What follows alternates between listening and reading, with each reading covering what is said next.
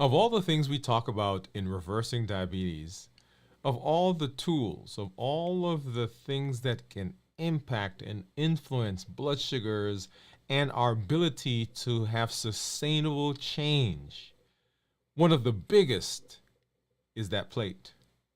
That's right, the plate that is sitting right in front of you, the plate that's in the cupboard, the one that we pull out, the one that we put the food on.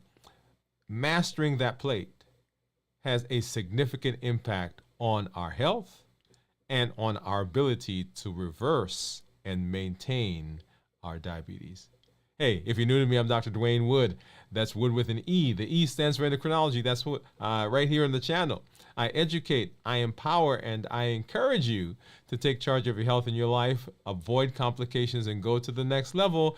And in this year, new year, new you, I'm talking to adults with type 2 diabetes who want to put their diabetes in remission, who want to get off of diabetes medications, who want to reverse their diabetes. Hey, that's right. That's what we're working on. And we've been using the amazing New Year, New You process. And we're going to talk more about that tonight and how mastering that plate can affect our diabetes. If you're new, go ahead and put new in the comments because I'd love to welcome you with a hand clap and some music. And let you know that I am so glad that you're here. If you are new as well, go ahead and put a Q in front of any question that you may have as we get into the evening, because we will be happy to get to those and be happy to answer them for you. Just some shout outs. I do see Teresa is out there. Hey, Teresa, how are you? She said, evening, doctor, and everyone. Thank you for stopping by. And in fact, let me see if, let's see what's going on over here on, I think on Instagram. Give me just a sec. Oh, here we are. See if we can get those folks on. But we should be streaming right now to all of our social media platforms. If you are out there and you don't see a friend of yours who you invited or someone that should be on, let them know that we are here and that we are going. And send them the link. Let them know to come on over and come hang out with us, because we are very excited to have all of our community members hanging out with us. It has been an amazing weekend. Hope you had a great day. Hope you had a great Monday. Hope you had a great weekend over the last several days and are back in the saddle and ready to go, because I'm excited. And welcome to everyone. So let's hop into it. By the way, if you are right now in the middle of a fast, coming out of the fast, or have gone into a fast, go ahead and put yes in the comment. So we're talking about fasting. All right. So New Year, New You.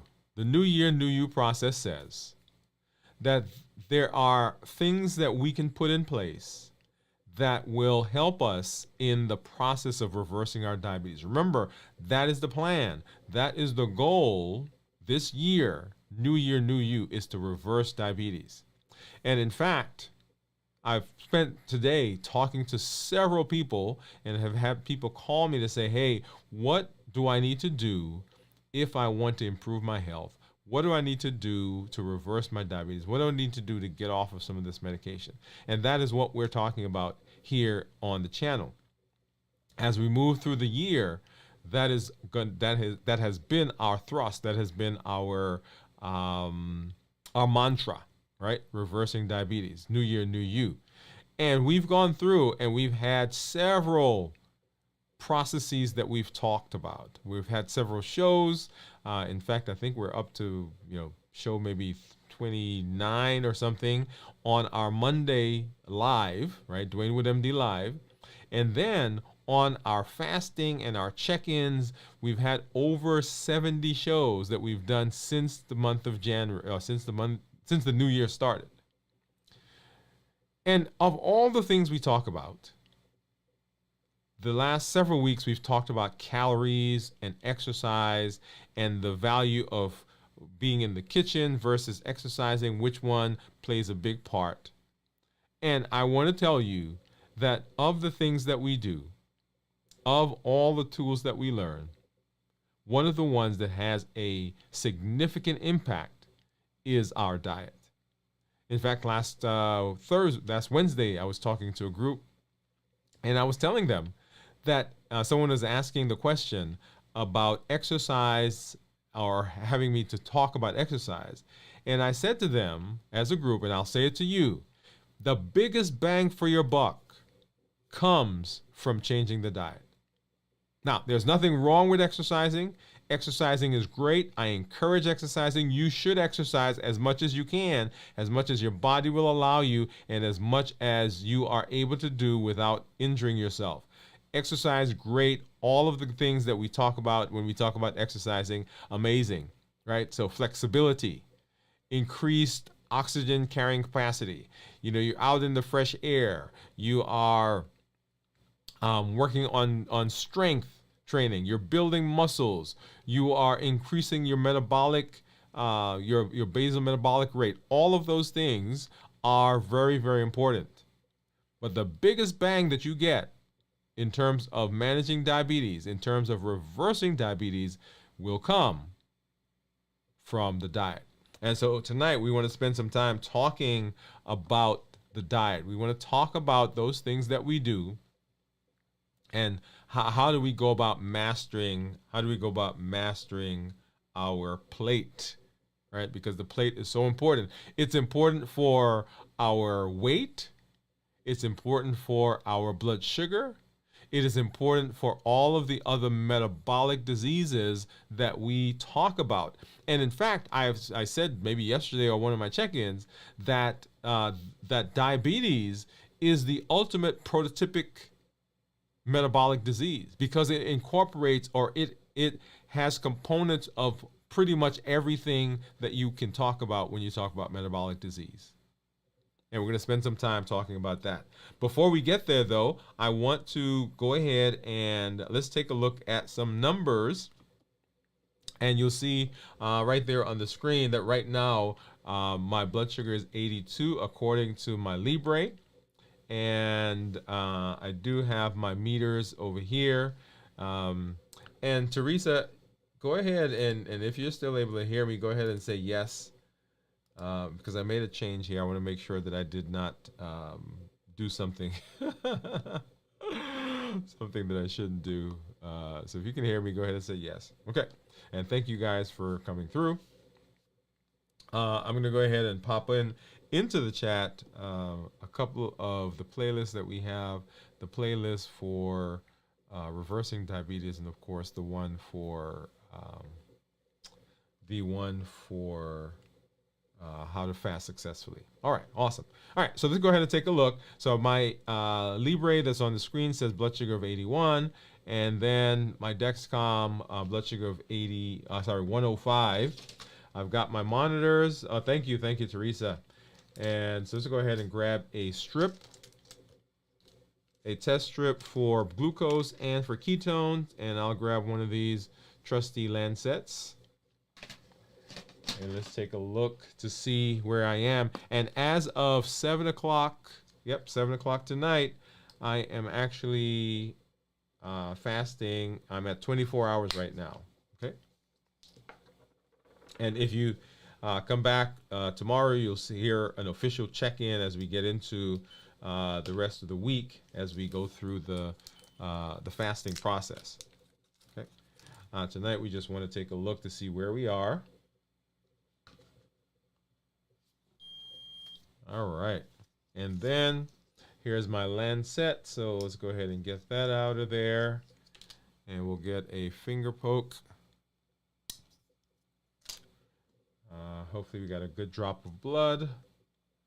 I think it's good enough, but I don't think I pressed hard enough, but that's okay. So we got a Keto Mojo. We've got the contour going. So Keto Mojo says 86. The contour says 98. And you'll recall that the Libre says 81. So 81, 86, 96, and then 106. And then what do you think my ketones are going to be, right? So officially now, 24 hours and 13 minutes. Let's go ahead and get that strip in there and get a drop of blood. Okay. And then we'll come back to take a look at that here in just a moment. All right, so let's hop over and let's get into our discussion, because we are talking about mastering. We're talking about mastering the plate. Mastering the plate. A deep dive. And in order to have this discussion, really, I want to talk to you about the pillars of reversing diabetes. And I shared, if you saw our pop-up check-in this morning, pop-up live this morning, I shared with you that we are putting together a graphic for the pillars, and I've got two of them here that we'll share with you right now. As part of the discussion, everything hinges on the pillars, right? So pillars to reverse diabetes, and there are three: decrease insulin, suppress the appetite, and reduce sugar. Those are the three pillars, and everything revolves around them. I've got another graphic that I'm gonna pop up here, right? So if you want to be success at reversing your diabetes, those are the pillars: decrease insulin, suppress appetite, and reduce sugar. That's it right there. And so we're going to talk about those. Now, here's the thing about the pillars. There are a lot of things that we can do to suppress appetite, to decrease insulin, and to reduce sugar. But you will see as we go through the conversation tonight, the things that we are focusing on are the things on the plate. And you will see that this theme will run throughout all of them. We'll come back later on and we'll take each one of these, right? Decreasing insulin, suppressing appetite, reducing sugar, and we will go into depth into all of them. Tonight I want to do an overview as we talk about mastering this plate, because the plate is huge. The plate is huge. And I think I mentioned a couple of weeks ago this concept of food as medicine. Food as medicine. Much of what we can do, much of the changes that we can make, much of the improvement that happens in our health happens specifically as it relates to food. Okay, so pillars, reversing the pillars for reversing diabetes: decrease insulin, suppress appetite, and reduce sugar. So let's talk a little bit about decreasing insulin. All right, and so to get more into that conversation, let's talk a little bit about insulin. So insulin is an amazing hormone. Insulin is an amazing hormone. And traditionally, when we've talked about blood sugar, and when we've talked about weight, and we've talked about metabolic disease, as I mentioned several weeks ago, we have used this calorie in, calorie out model. That is, whatever you eat versus what you minus what you burn is what your weight ends up being. And as we talk about blood sugars, if we eat too much, if we don't get rid of it, then the blood sugar goes up. That's been the theory. That's been the concept. That's been an amazing tool that we've used, and it has served us well. But I think we've got to make some changes. Because not only are there calories that are attached to the food that we eat, but this new concept of the hormonal changes that go on in the body is very important. Here's an example. If I take a young woman and I weigh her, if she gets pregnant and I weigh her a couple of days later, as a matter of fact, if I weigh her the next day, her weight has gone up. This is assuming that she's not sitting at the table and just kind of shoveling food in, right? So the question is that I'm asking, and that you should be asking, and the question that is posed is, if she has not changed the calories that she's taking in, why has her weight gone up? right? We're assuming everything else is equal, right? So it's not that all of a sudden overnight she's just sat down and she starts shoveling food. One day she's sitting at a particular weight and she conceives. And if I weigh her the next day or the next day, her weight has gone up without changing what we're eating. And the reason for that is that there are hormonal changes. There are changes that go on in the body.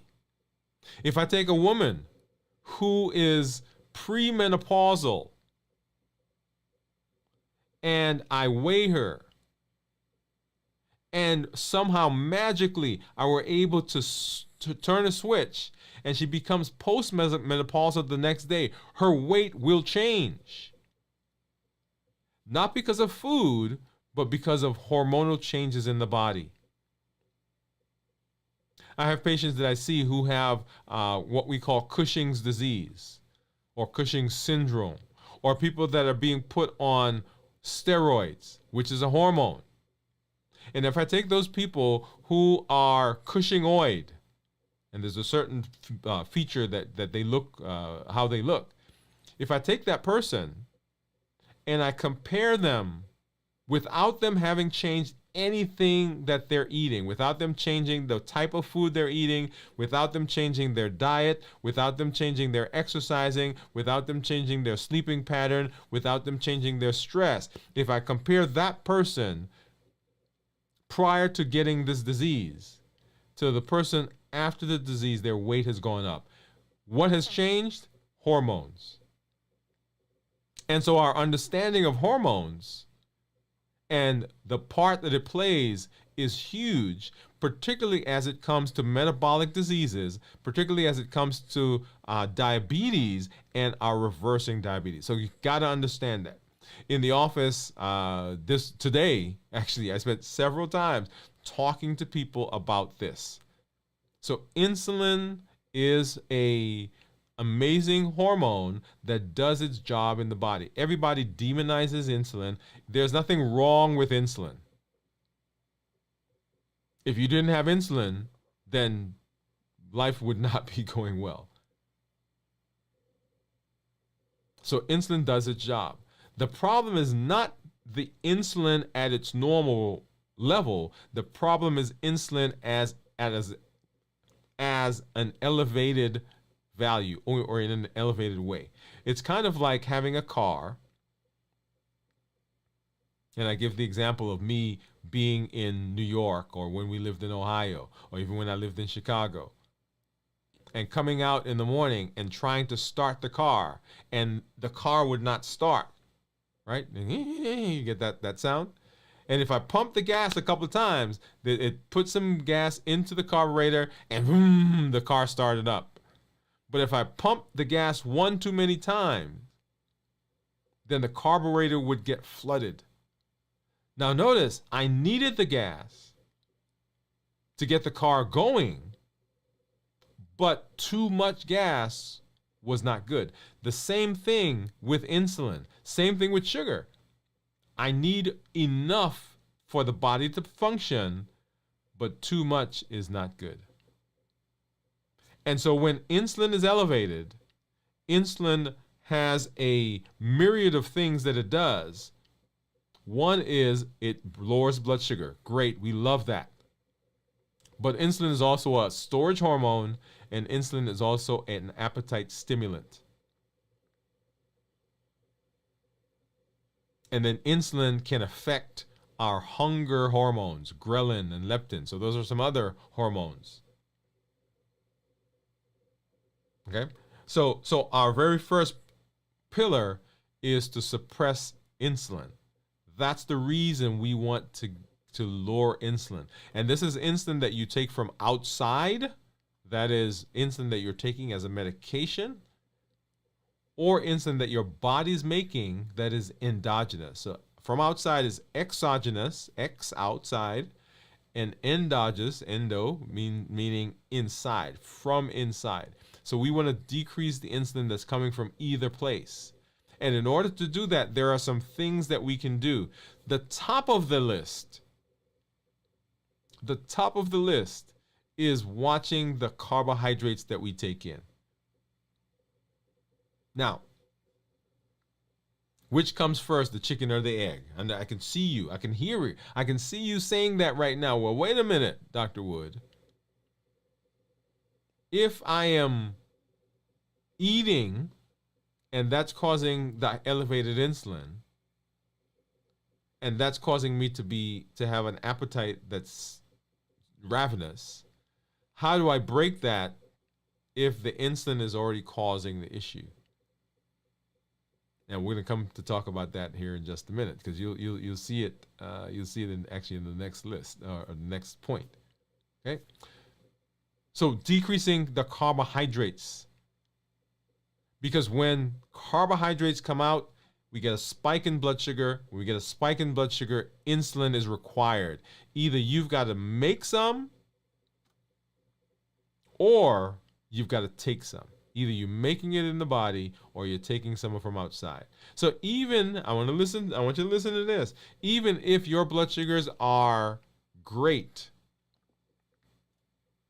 like I had someone today whose average blood sugar I think was 135 or one something.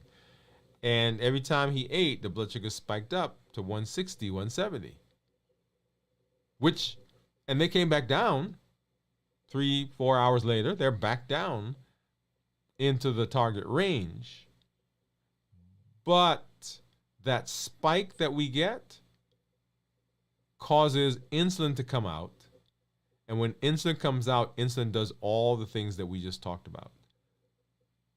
That is the storage, the appetite stimulation, right? Shuttling fat around the body. Because what happens is once the liver gets full with glycogen, because it stores about 100 grams of glycogen.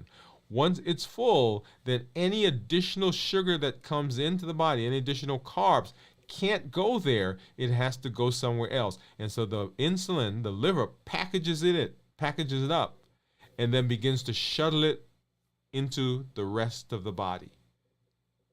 And that's called cholesterol. Yeah, called cholesterol. When insulin is elevated, insulin will decrease the ability of our blood vessels to contract.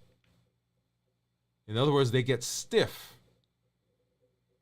And it's almost now like taking a hose and running water through the hose and then taking your finger and putting it slightly over the spout. What happens? The water starts to move faster. The water pressure goes up. That's called hypertension or high blood sugar. High blood pressure. So notice what just happened. When insulin is elevated, insulin makes us put on weight because it shuttles the stuff to storage. Insulin stimulates our appetite because it affects our hunger hormones, ghrelin and leptin. Insulin makes our blood vessels stiffer, so now my blood pressure goes up, right? You start to see the cascade. So mastering the plate by watching the carbohydrates decreases the insulin level, and decreasing the insulin level is one of the pillars that we just talked about. Okay, number 1, reduce the carbohydrate intake. Number 2, practice fasting. Because you said to me, hey, if my appetite is being stimulated because I'm eating the carbs and the carbs are causing the insulin to come out and the insulin is stimulating my appetite, how do I break the cycle? You break the cycle by practicing fasting.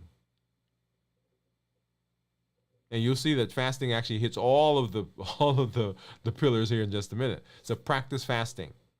Now, I'll tell you, those first 8 hours when you're fasting, when you start fasting after you've eaten, those first, I shouldn't say 8, maybe 6 hours, those are going to be the places where people have the most issues. Why do they have the most issues there? They have the most issues there because of our heat model, because of habit. We are used to eating frequently we are used to eating at different cues. We're used to eating from social situations and these patterns that we've gotten into. Now I'll tell you, when if you remember seeing one of my graphs for my blood sugars, and not my blood sugar, but for my weight, when I was 260 pounds, 280 pounds, almost 290 pounds, there is no way that anyone could have looked at me and said, hey, he hasn't eaten for 12 hours. He must be hungry. It's not possible, because my body had enough stores to be able to take energy from the stores and to convert it so that I can have energy. In fact, even now, and let me see if I can pull this up here really quickly. Even now, as we look at my, where is it?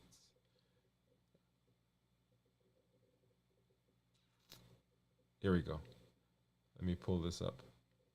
Even now, as you look at my, weight. So this back here, I think that was, yeah, that was. Let's look at this one. Trends. So that one was, I think it's showing me. Oh, I don't want body fat. I want this one. Yeah, there we go. So right here at 260 pounds. Okay. And then even now, as we're down here, you will see that that based on my height and based on my current weight, I have enough energy, right? Not quite as much as I had before, yay. I have enough energy stored up that the body can readily take fat cells and convert them to energy. So in the fasting, those first few hours, those first 4, 5, 6 hours are where the social cues come in, where the patterns come in, where the habits come in. And that will take really kind of getting through that. And we've talked about that on our show. We've done check-ins about that. About how to successfully fast, how to distract yourself, remaining hydrated, make sure you're rested, and all the things that we talk about. But implement fasting, because when you do that, that breaks the cycle. Remember, we're talking about how to master the plate. How to master the plate. Number one, we're decreasing on insulin. How do we decrease insulin? We decrease the carbohydrates. How do we break the cycle? We introduce fasting. Right?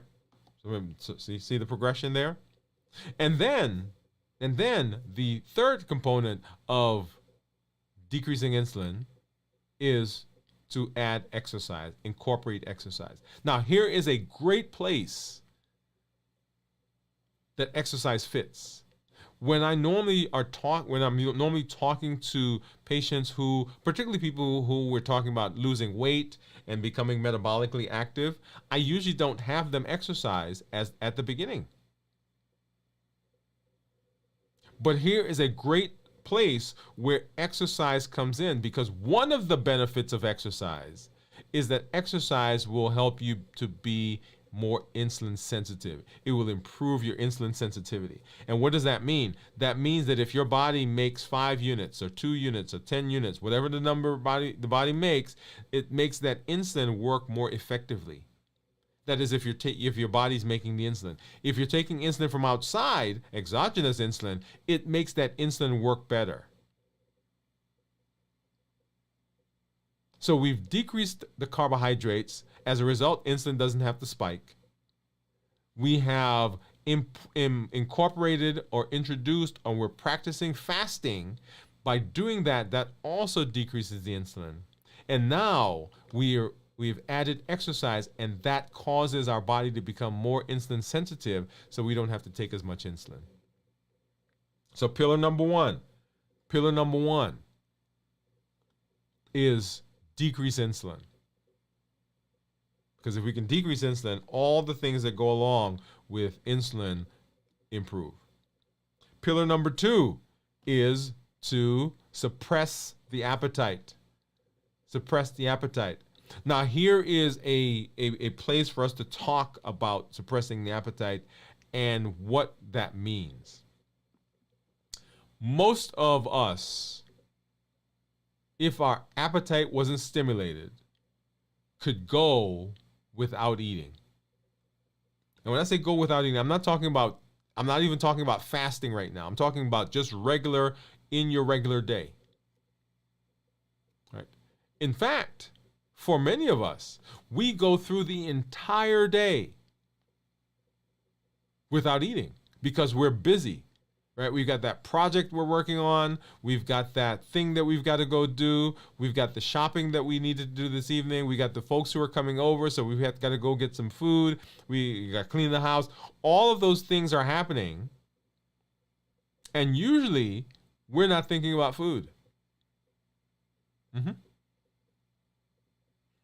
But the moment we become not as busy, things start to slow down. Right? The fatigue sets in.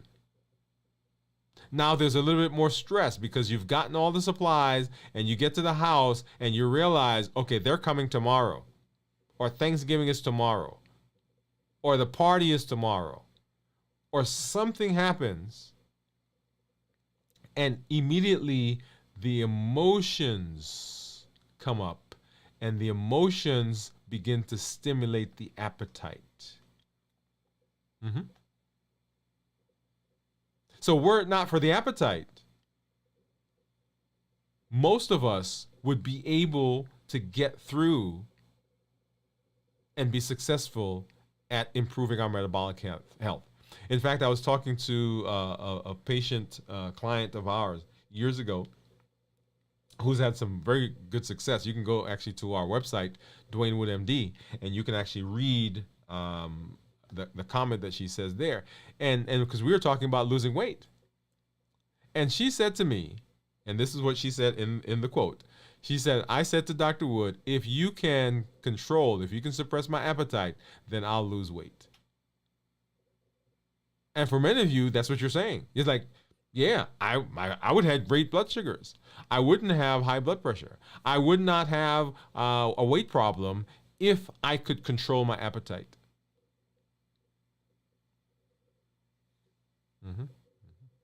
And so where does the appetite come from? Where does the appetite come from? The appetite is that thing that's given by a lot of the heat model. Remember, we are sad, we're depressed, we're tired, we're fatigued, we're bored. Now, here's one that most people don't think about. We often think about those negative emotions as the triggers for pushing through our desire to be healthy in terms of our food. Remember what we're talking about mastering the plate. We always think about those negative emotions: depression, anxiety, frustration, fear, right, on and on and on. But here's an idea. It is not that those emotions are happening that poses the problem. It is that we have not learned effective emotional management. Ooh, whoa. I gotta come up and look at this one, right? So it's not that we have the emotion that's the problem. Because we all have emotions. We all get angry. We all get frustrated. We all get tired. We all feel bored. But it's that we've not learned to manage those emotions. Let me give you an example. I remember being with my family, being with my friends, and having a great time. We went out to dinner, we may have gone to somebody's house, we went to a game, we went to see a movie, whatever it was, and coming home and just being so full of joy, being so happy, just having been around people, right? That I came home and I sat and I ate a quart of ice cream, or I made that sandwich, or I had the chocolate, or I had the cake, or I had the cookies, and I have the bottle of juice. Not because I was angry or tired or bored, but because I was happy. And many of us, the emotions, the intensity of the emotions, we're not able to function. We're not able to manage the emotions. The other thing is, the other side of that coin is that not only do we use food or the plate to buffer the emotions, and that's what that's called, right? So you feel an emotion and you don't want to feel it, so you buffer it, right? So you do something else. But we also use the plate to avoid the emotion. Like, there are people who tell me all the time, and they say, no, my life is great. I'm not depressed. I'm not angry. I'm not frustrated. I'm not, and they go through the whole list of all the emotions. And I need to get a sheet up here with emotion words, right? And they're going through and say, yeah, that's not where it's going on with me. But the question then comes, if that's the case, and there's not a medical reason, why do we eat?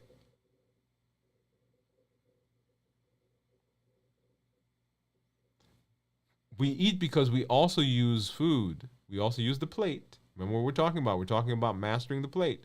We also use the plate to avoid the emotion, not just to stop the emotion, not just I'm feeling it, so I want to change it, but I don't want to feel it at all. And so I'm going to buffer. Okay? So suppress the appetite. So how do we suppress the appetite? We suppress the appetite by making changes in the foods that we eat. One of the reasons that we often don't succeed is not because we don't want to succeed. We don't succeed often because we don't have a plan. We don't have a structure. Often I'll say to people in the office, or I say to a client, hey, what is your plan? And you may identify with this. What is your plan for successfully getting through this holiday? And you know what the plan is usually? Oh, I'm just not going to eat this stuff. Mm-hmm. Or I'm going to make a decision, or I've got to decide not to do it. Well, it's kind of like me right now saying, well, I decided that I want $1 million.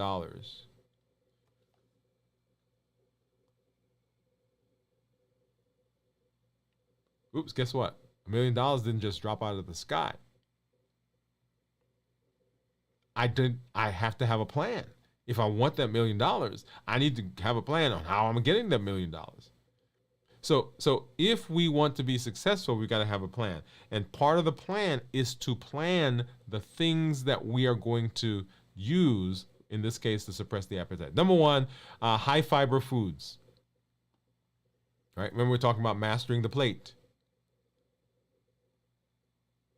Because ultimately, mastering the plate helps us New Year, New You, right? So that's where this is all hitting.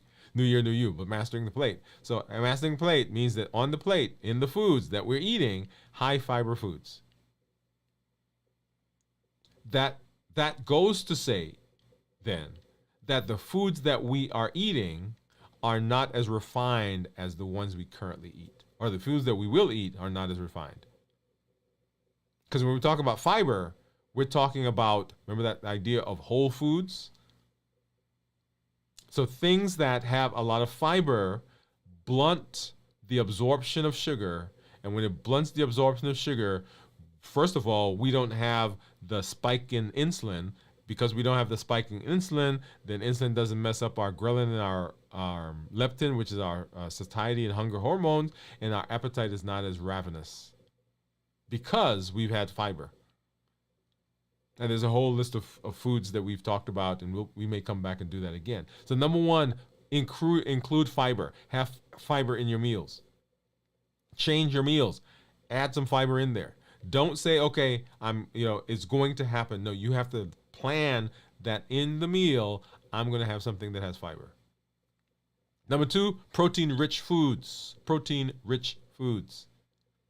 Once again, getting to this idea of minimizing the processing. Protein-rich foods. Because that protein, along with the fiber, will blunt the absorption of the carbohydrates, of the sugar. If we do that, then we decrease the insulin. And once again, the insulin is that switch that stimulates the appetite. And then number 3, healthy fats. So here's an interesting, in the old day, they used to say, hey, I'm going to have a snack at night. It's cookies and milk and cookies. Well, there actually is some science to that. Because if you take carbs and fat and you eat them together, then you don't get as big a rise in your blood sugar level. Yeah. So and you get a delayed response, actually. Right? So you don't get the biggest rise and you get a delayed response. It's kind of like eating pizza. Dough, carbs, cheese, fat. When you eat those together, then your blood sugar will go up, but it doesn't go up right away. It kind of goes like this, right? So gradually comes up. It's kind of like, for some people, ice cream. Sugar, and fat, milk. Put them together, you don't get as big a strike. Now, the issue with ice cream is that the sugar that's in there is so fine that as soon as it goes into your mouth, as soon as it gets into your mouth, then all of a sudden it absorbs and the blood sugar goes up. All right. So those foods that don't have that highly processed or ultra processed processing, then they don't cause as big a spike.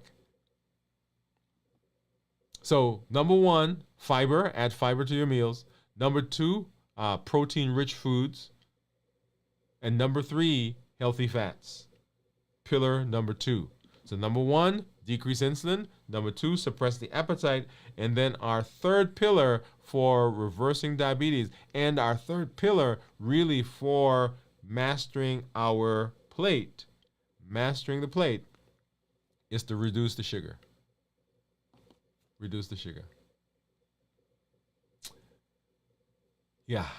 And notice, again, on that list, whole foods. Prioritize whole foods.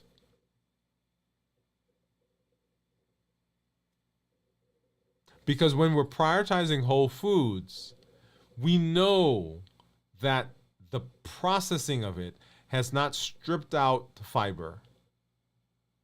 It hasn't ground those molecules so finely that as soon as it touches my lips or my tongue, that automatically I get absorption. It hasn't bleached out. It hasn't crushed out. It hasn't boiled out the vitamins and minerals. Right? So prioritize whole foods. Avoid added sugar. One of the shows that I have on my list for us to do is for us to do a show where we're talking about looking at labels. In fact, on my website, I have a course. It's called Sugar Busters. I think we've really recently rebranded it or renamed it.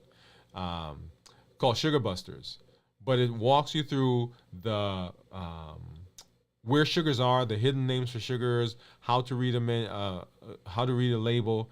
That's very important because sometimes they can be it can be tricky, right? So avoid added sugar. Now, let me pause here and let me say, for any of you who are watching right now, and you're thinking to yourself, man, that means I can't ever have whatever again. And I want you to know that's not what I'm saying. In fact, you will never hear me say to you, that there's something you can't eat. Yeah, I tell my patients that all the time. I'm not the food police. What I will say is that you've got to have a plan for what you're going to eat. That is, you can't just eat a gallon of ice cream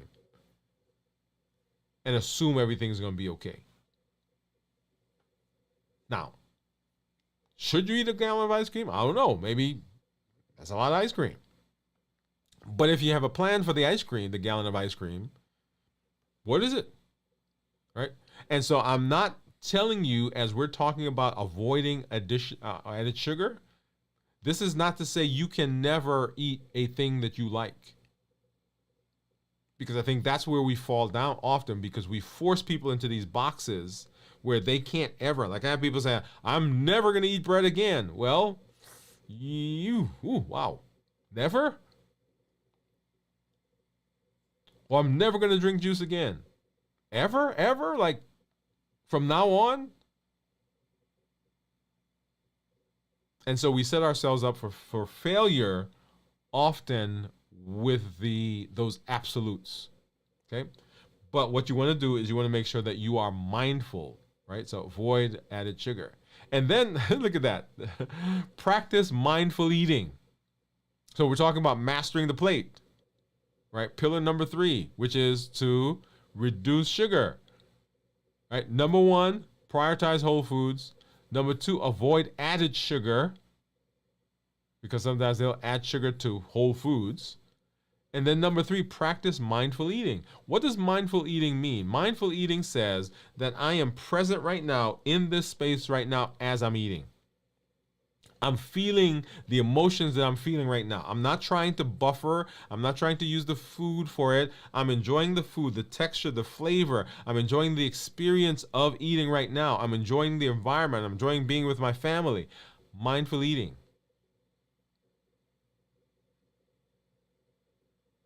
And if you are able to do that in that process, that reduces sugar and allows us to master that plate that's in front of us. So how do we master the plate? How do we master the plate? We do the same things that we talk about when we're talking about reversing diabetes, because that's the ultimate metabolic disease, y'all. We decrease insulin, we suppress the appetite, and we reduce sugar.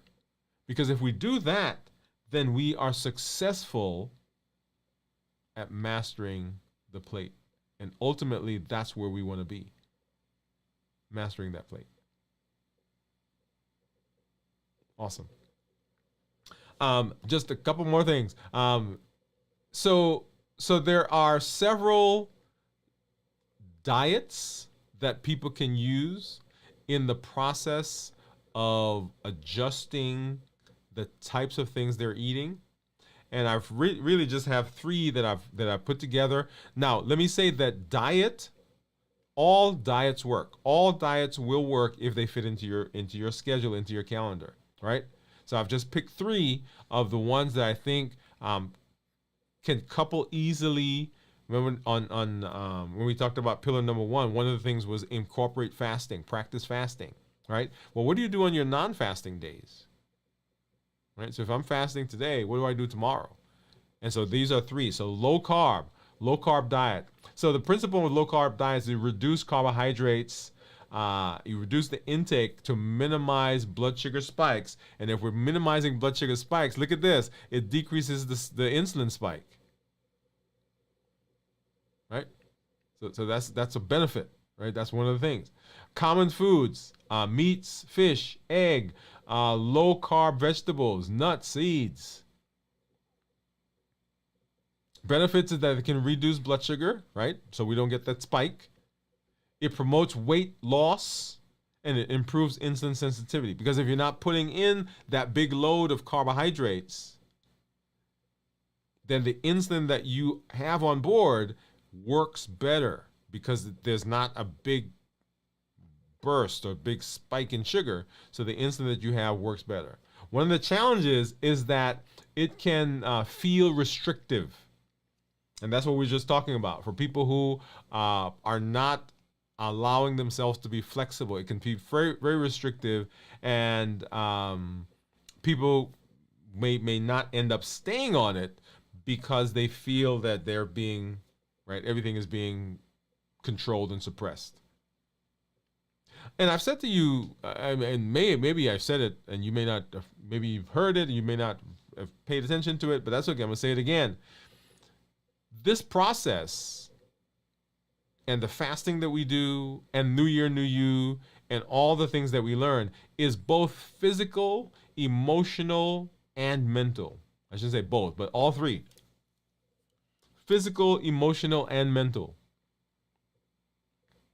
And so it starts here. That's why the very first show that we did at the beginning of the year was to figure out your why. Because the why drives us. Right? That's a whole nother conversation. All right. So the next diet is the Mediterranean diet. A lot of people out there are doing this, and now we're talking about, okay, what other things can you couple as we're talking about changing that plate, maximizing the plate, mastering the plate. We already talked about minimizing insulin. We talked about suppressing the appetite. We talked about reducing sugar. But here are some things that you can use, right? So in this instance, we focus on whole foods. Here you go. There's that word. Healthy fats and moderate proteins. It emphasizes fruits, vegetables, whole grains, nuts, seeds. All right, and you'll see some of the common foods there. Benefits: it improves cardiovascular health. It's one of the ones that people push to improve cardiovascular health. Now, why does it improve cardiovascular health? Because it improves metabolic disease, because, right, it's a metabolic syndrome. It's a metabolic disease. It reduces inflammation. Yay, right? Because remember, all of these processes are inflammatory. It is sustainable and easy to adhere to for long term. So because you're not really restricting, well, let me say you are restricting some things, but people tend to do better with this than they do with something like a low carb. Challenges, right? It may require more meal preparation and cooking. And it can be higher in calories. So some people who are doing Mediterranean diet, sometimes they will have higher cholesterol. But there's another conversation to have about cholesterol. Because remember, not only does the fat in your food affect cholesterol, but the carbs will affect cholesterol as well. And then the plant-based diet, right? It emphasizes whole plant-based foods. Whole foods, there it is. Whole plant-based food minimizes or eliminates plant products or animal products. All right, we're talking about vegetables, fruits, whole grains, legumes, nuts, seeds. Now, I'll make a comment here for you, and you may have already realized this, that sometimes it can be a little challenging to manage sugars as a plant-based person, right? Because everything you're eating has carbohydrates. And so you're going to have to be mindful, be careful as you're putting your meals together, right? To be intentional about not having a lot of starchy vegetables or the fruits that are high glycemic index. Right? So berries, non-starchy vegetables are the ones that don't spike the sugars and so forth. Okay, so not that it cannot be done. That's not what I'm saying. But you're going to have to be mindful and be careful as you're putting your meals together. Benefits: improve blood sugar control and insulin sensitivity. There it is, right there. Right, so decrease insulin. It's high in fiber and antioxidants. So fiber, once again, one of those things to suppress the appetite and blunt the sugar spike. It promotes weight loss and reduces risk of chronic diseases. What chronic diseases? All the ones that we've been talking about. Polycystic ovarian syndrome, non-alcoholic fatty liver disease. All right, so there they are right there. Hyperlipidemia, coronary artery disease, obesity, non-alcoholic fatty liver disease, metabolic syndrome. All of those things get better as a result of dealing with metabolic diseases. Yep. So plant-based, plant-based diet. Let's see. What are some challenges? It may require more meal prep, right, and cooking because you can't just grab something off the shelf. And it can be higher in calories depending on how you're doing. And this one is actually if you're not paying attention to portion sizes.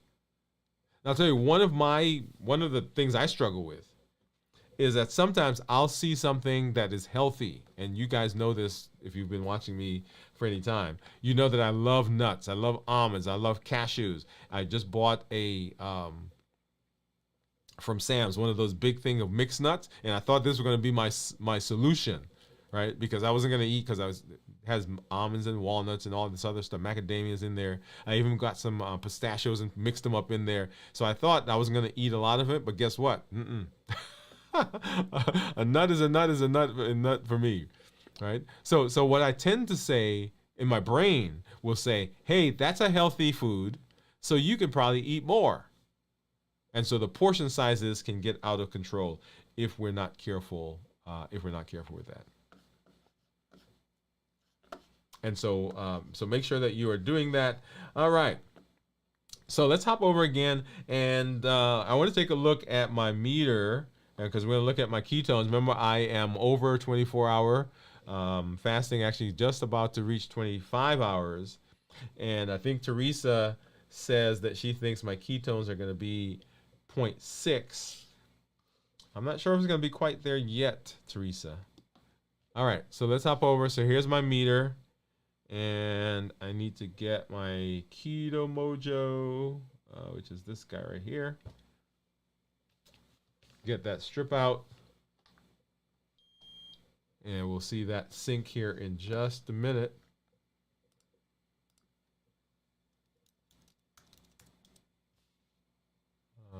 Let's see, let's go ahead and hit the button to get it to sync.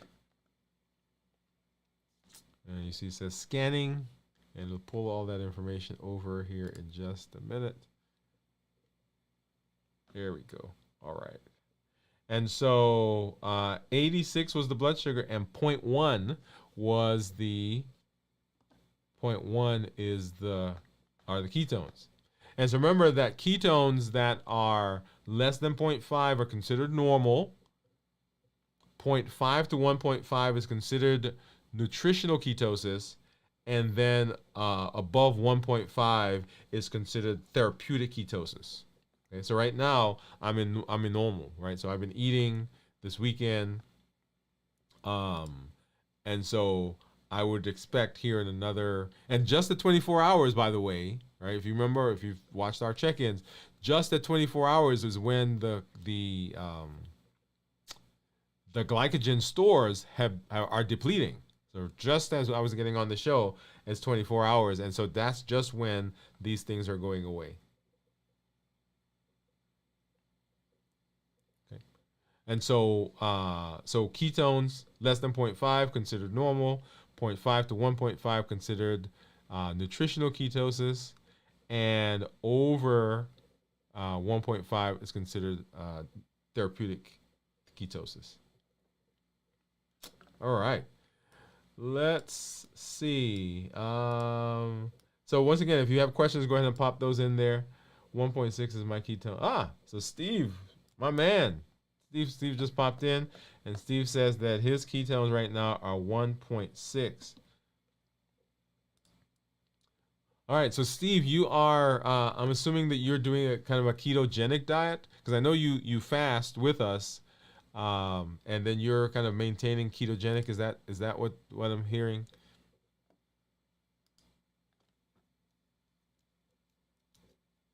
Go ahead and pop that. If that's the case, you go ahead and pop those in there.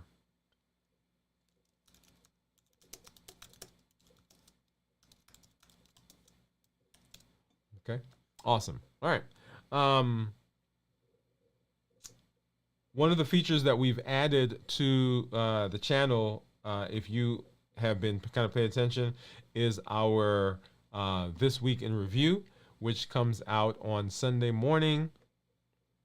at 6 o'clock in the morning. So make sure that you get there and uh, pay attention to that, because that is not just, but that is a special feature that we've just added to the show, to the channel, that allows those of you who may have missed the live. We do a recap on those, and people have been commenting about how they've liked that, and so I'm excited about that as we move into the rest of the year. Okay, all right. And this is a great place for us to do our thought of the day. So let's go ahead and do that right now.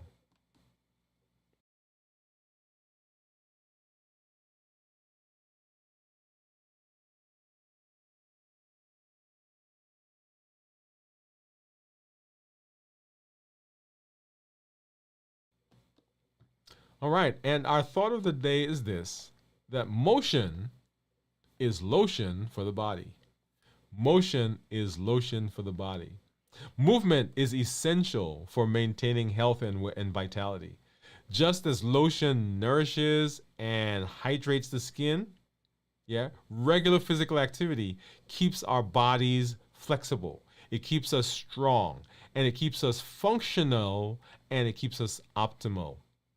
Embrace daily movement to enhance your well being and support your journey in recovering and reversing your diabetes. Remember, every step you take is a step towards a healthier, more vibrant you. Keep moving.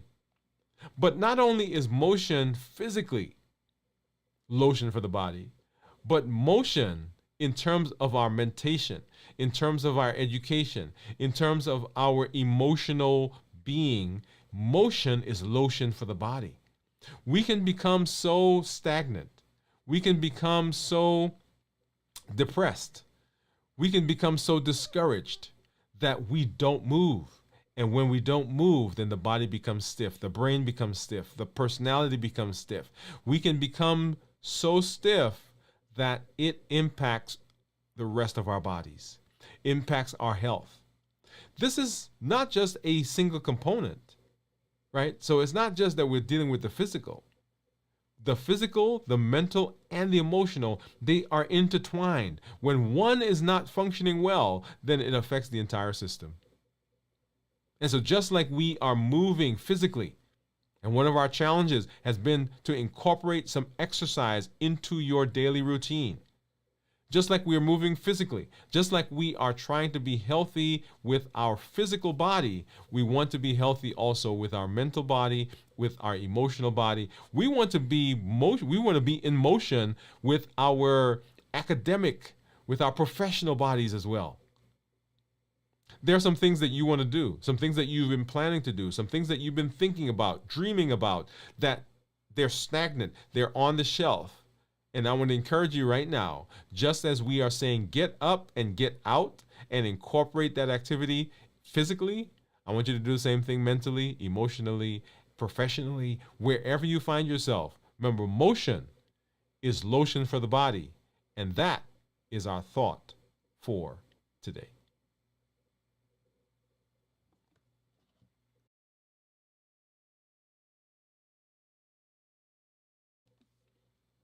All right, everyone. Remember that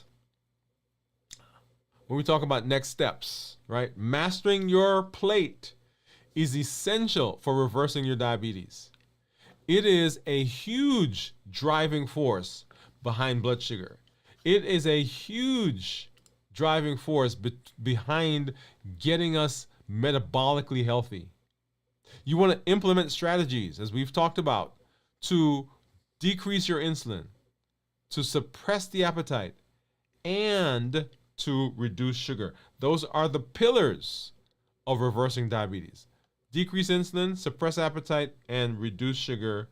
This goes a long way in mastering that plate. And you want to make small changes. Small, incremental, right? Consistent changes. Those are the things that we do. Those are the ways that we have success. You're going to stumble. You're going to have some successes. You're going to have some starts and some stops. But that doesn't mean that you halt. Just like we said just a moment ago, motion is lotion for the body. You got to keep moving. You got to keep moving in the process of getting healthy. You have unlimited potential at your fingertips. You have unlimited ability to improve your health in your life. You have unlimited ability to reverse your diabetes. You have unlimited ability to be metabolically healthy. And that comes through education, through empowerment, and through encouragement. And we do that here on the show. That's the Triple E formula for success. We educate with the shows that we do, the blogs, the podcasts. We encourage or we empower with the tools that we learn. Just like tonight, we learned an amazing tool on how to master our plate. All those tools are with the intention of allowing you to have success as you move forward. And then we encourage with the community that you are part of, the community that comes on and shares their story. All right, success right now to Steve, who ketones 1.6. I'm so excited for that because he's continuing to maintain. He said that he is doing a ketogenic diet. Love it because he's maintaining ketosis. So the Triple E formula for success. We educate, we empower, and we encourage. And then here on the channel, we are talking about the HEAT model. Remember, we just mentioned some of it. So the habits that we form, these are the things that push us in a direction to break our fast, to not follow through on our plan in terms of our eating.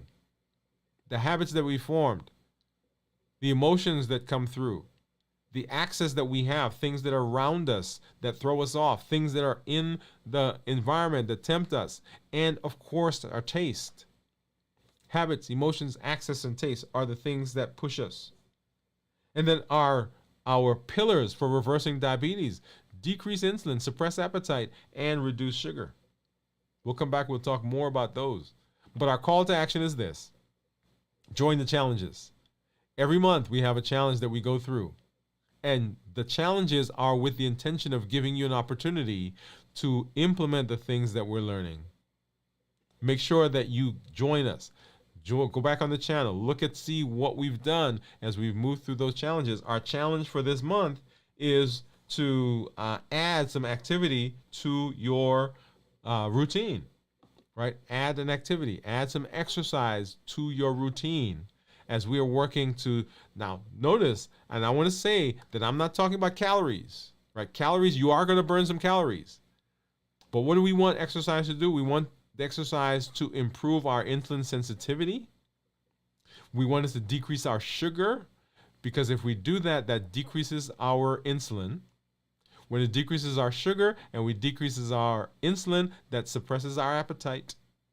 And then when it decreases our sugar, it reduces sugar. That's one of the pillars, right? So all three pillars are hit right there again with exercise.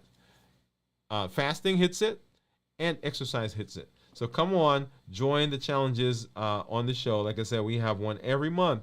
And this month is to add some activity, add some exercise to your routine. Number 2, when you come on, tell your story. Claim your seat. Say, I'm here. Say, I'm fasting. Hey, I've lost some weight. Hey, my blood sugars are better. I'm off of this medication. Tell your story, because when you tell your story, other people hear that and they know that they can succeed as well. When they see places where you are challenged, then we can come around you and support you, and we know that we're not alone. That's what the community is about. And then invite someone into the space. In the month of May, one of the things that we asked you to do was to begin mentoring somebody in the New Year, New You process. Teach them, train them, work with them. Not just tell them and then go away and come back 5 months later, but say to someone, hey, let's do this together. Say to a mother, a brother, sister, cousin, auntie, and them, hey, let's do this. I went to see my doctor this past Friday, and we sat in his office as we talked about New Year, New You. Right? He's a new physician to me. This is the second time I've seen him. My physician retired and he took over the practice. So I'm sitting there and I'm explaining to him, and he's looking at my labs and saying, what are you doing? What is giving you this benefit? And I'm sitting there and I'm teaching him, I'm talking to him about New Year, New You. You can be the voice of change in your environment, in your family, on your job, at your church, at your doctor's office, wherever you find yourself. There are over 1 billion people, that's billion with a B, who have diabetes or who are pre-diabetic. And you can be a voice for helping them change as well. Awesome, awesome. All right. So as I always say, I'm excited that you are here, excited to see you in this space, and excited for all the benefit that you are getting in your life and the successes that you're having. Make sure you let us know, drop us a message, drop us a line. For those of you who are out there, coming in the month of August is our 4-year, y'all, 4-year anniversary for this channel. 4-year anniversary for Dwain Woode MD. If you have had some successes, I would love for you to videotape yourself, maybe 1 or 2 minutes telling your story about the changes that you've had. Send that in. We're going to air that on the anniversary day, right? It's coming up on August. We'll tell you it's going to be August 16th. But go ahead and send those in to me. We're right about a month now out from that date. So 4 years being here, 4 years being in this space with you, and I'm very, very excited. Well, we will come back and we will check in again starting tomorrow as we continue our fast. And we're right now a little over 25 hours and 14 minutes in this week's fast. As I always say, this is Dr. Dwain Woode. That's Wood with an E. The E stands for endocrinology. Here on the channel, I educate, I empower, and I encourage you to take charge of your health in your life, avoid complications, and go to the next level. And in this year, new you. So I'll see you tomorrow to check in. Sunday morning, 6 o'clock for This Week in Review. And then for our live show next week, Dwain Woode MD Live, right here at 7 p.m. Central. Good night, everybody.